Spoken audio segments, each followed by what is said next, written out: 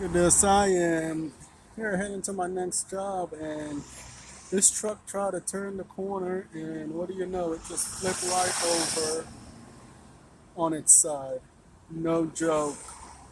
It is real out here.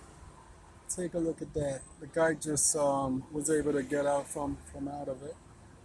Doesn't look like anyone was hurt, but yeah, completely flipped over. Just turning the corner at the intersection, y'all. And here come the paddy wagons.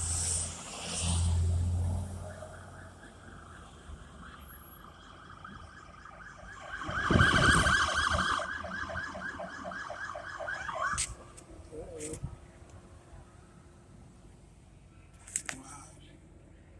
Just happened.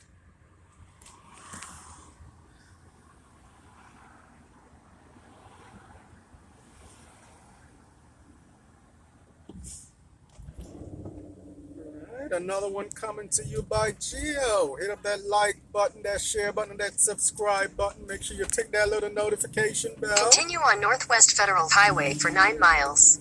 Geo out.